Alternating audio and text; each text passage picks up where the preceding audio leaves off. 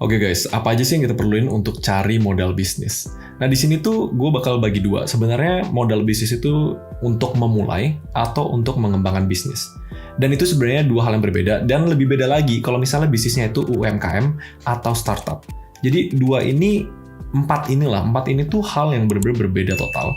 Apalagi kalau misalnya kita bahas satu-satu, kayaknya video ini bisa lama banget. Nah, jadi video ini tuh gue mau lebih fokus tentang general, apa aja sih yang lu butuhin untuk bisa cari modal bisnis, mau itu pun untuk memulai atau untuk mengembangkan bisnis. Ini juga karena belakangan ini kan gue udah mulai invest di bisnis-bisnis yang agak public, contohnya kemarin gue invest di Eurofilms, dan nanti gue bakal invest di F&B, tapi belum di-announce dulu. Hal pertama yang paling penting untuk cari pemodal bisnis adalah investornya. Apa sih yang dicari sama investor itu kalau misalnya dia invest ke bisnis? Contohnya kalau misalnya banyak banget yang DM gue, kok gue punya bisnis ini, tolong modalin. Apa sih yang gue lihat? Kalau investor pada umumnya, bisnis itu kayak aset investasi. Kalau kita taruh 100 juta, kita taruh 300 juta, kita berharap di masa depan 300 juta itu nanti jadi 600 juta atau 1 miliar. Jadi semua investment itu ekspektasinya lu taruh duit, lu dapat lebih banyak. Dan gak ada bedanya sama bisnis. Nah, kalau bisnis yang lagi berkembang sama bisnis yang baru mulai, resiko lebih gede tuh bisnis yang baru mulai. Bener nggak? Makanya jarang banget sebenarnya bisnis-bisnis yang startup ya, yang belum mulai sama sekali, baru ide, terus langsung dikasih funding. Karena sebenarnya balik lagi, kalau misalnya investor invest di suatu aset, dia yakin nggak sih aset ini gede? Nah, tapi untuk ini ada faktor privilege juga. Kalau misalnya kalian lihat kok ada startup yang baru ide doang diinvest puluhan juta dolar. Karena coba lihat dulu deh, foundernya itu lulusan Harvard, lulusan Stanford, datang dari keluarga yang berkelas, dari konglomerat. Itu privilege-nya. Kalau misalnya lu bukan orang biasa, atau misalnya datang dari keluarga yang oke, lu lebih gampang untuk diinvest atau dimodali di awal untuk memulai bisnisnya. Tapi kalau misalnya kalian tipe yang, aduh, gue udah punya ide ini dari 10 tahun lalu, tapi nggak bisa jalan-jalan karena nggak pernah punya modalnya. Kalau menurut gue itu bukan salah di modalnya, tapi itu salah di mindset kalian. Gue bakal kasih 2 cerita. Airbnb, siapa sih nggak tahu Airbnb? Airbnb itu perusahaan multi-billion dollar, tapi beberapa dari foundernya pas awal-awal tuh nggak punya duit untuk membangun Airbnb. Apa yang mereka lakuin? Mereka jualan sereal. Mereka beli kasur-kasur yang angin, diisi angin, terus mereka jualin ke orang lain, mereka jualin di Craigslist untuk modalin bisnis awalnya. Dropbox pas di awal tuh untuk bikin MVP-nya lumayan mahal. Dan foundernya tuh kreatif. Foundernya tuh akhirnya, gue tau gue nggak bisa langsung keluarin uang gede buat MVP awal. Gue hire editor aja. Gue bikin video, kasih lihat ke orang nih, kira-kira bentuk produknya kayak gini, itu MVP dia. Jadi sebenarnya as entrepreneur, ini yang hal pertama yang pengen gue bahas ya. As entrepreneur, kalau misal alasan kita nggak pernah mau mulai bisnis, nggak pernah ngembangin bisnis, karena nggak ada modal, karena nggak ada investor. Kalau menurut gue, lu belum bener-bener entrepreneur. Karena entrepreneur kalau nggak kreatif, dia nggak bakal bisa navigasi bisnisnya di tough times. Jadi intinya itu, fundamental dari mencari modal untuk bisnis adalah orang itu yang invest di kita bisa kasih ke dia balik dalam bentuk apa. Nah, biasanya kalau orang mau diinvest, dia ngasih simple business plan dulu. Business plan apa sih? Jadi layaknya kalau misalnya kita invest saham, kita lihat laporan keuangan, kita lihat apa. Kalau masih baru memulai, kita ngasih lihat mereka bisnis idea. Kayak, ini bisnisnya apa, cara kita make money-nya gimana, harus belajar untuk bikin yang namanya financial projection yang simple aja. Misalnya lu taruh 100 juta, nih kira-kira kita bakal menghasilkan 30 juta per bulan sampai berapa bulan, terus nanti kita grow, nanti lu bisa balikin duit lu di sini.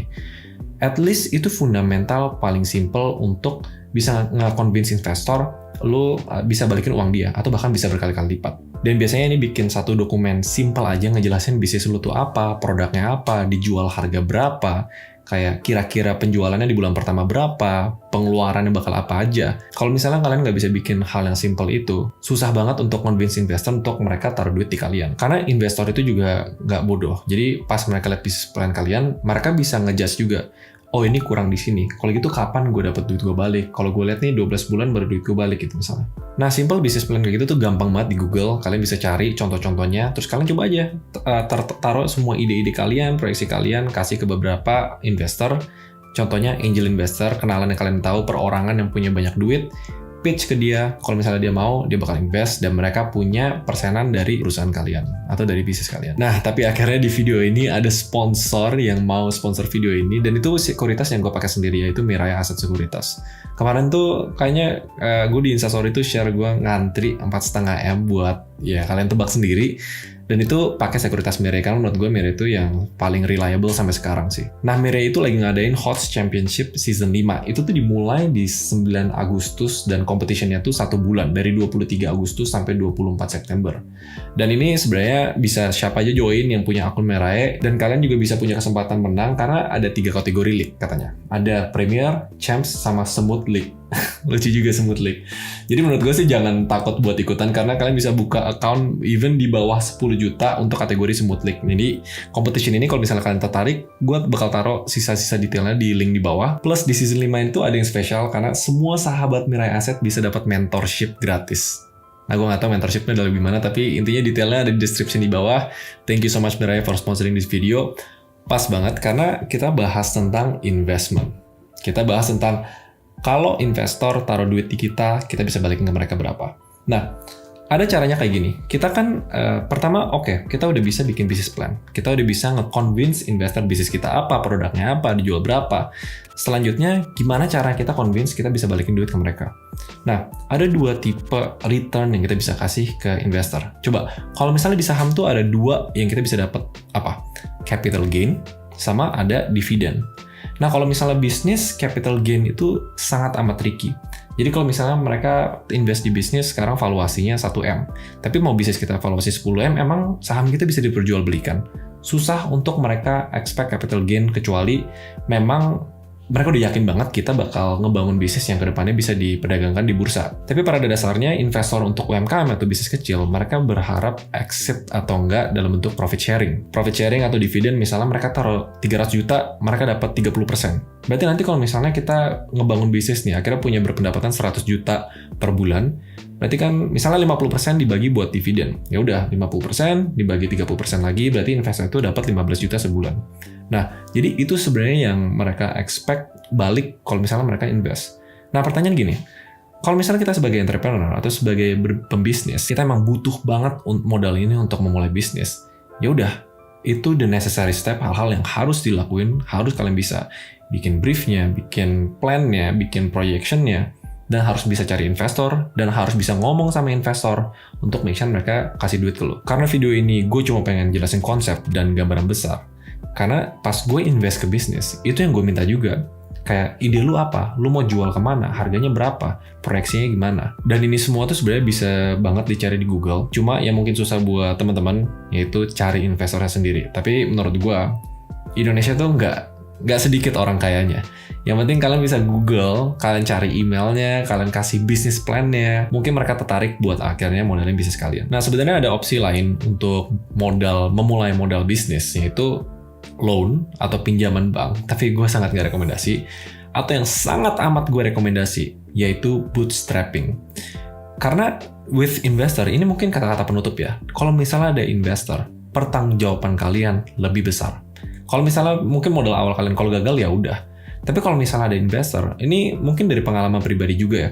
Kalau misalnya ada investor, kalian tuh punya pertanggungjawaban untuk menjaga uang mereka biar uang mereka nggak hilang. Walaupun secara legal, kalau misalnya hilang, ya udah. Mereka tahu, karena itu bentuknya perseroan terbatas. Karena terlimit ke bisnis itu doang. Cuma, ya nggak mungkin dong kita kayak gagal, terus kita burn bridges, kita bikin orang itu nggak senang sama kita. Akhirnya bisa aja nama kita tuh tercoreng, malah nanti kalau kita bikin bisnis atau apa, ya kita susah malah untuk cari dana, walaupun untuk mengembangkan bisnis. Jadi sebenarnya jalan yang paling gue rekomendasiin adalah bootstrap. Jadi kayak ceritanya Airbnb, kayak ceritanya Dropbox, mulai dari hal yang kecil dulu, mulai dari bisnis model yang kita bisa jalanin sendiri dengan modal yang kita siap untuk hilang. Kalau misalnya nggak ada modal dan emang butuh modal banget, ya udah kita get kreatif untuk cari modal. Nanti gue bakal lanjutin di video selanjutnya gimana cari modal untuk mengembangkan bisnis. Jadi bisnis kita udah jalan, udah punya cash flow, soalnya itu game yang berbeda. Jadi semoga video ini bermanfaat. Again, thanks Mirai untuk sponsoring video ini. The next business talk, kalau misalnya di komen di bawah banyak yang pengen gue bahas tentang modal untuk mengembangkan bisnis, mungkin itu bakal jadi next video untuk business talks. Alright, see you guys in the next video.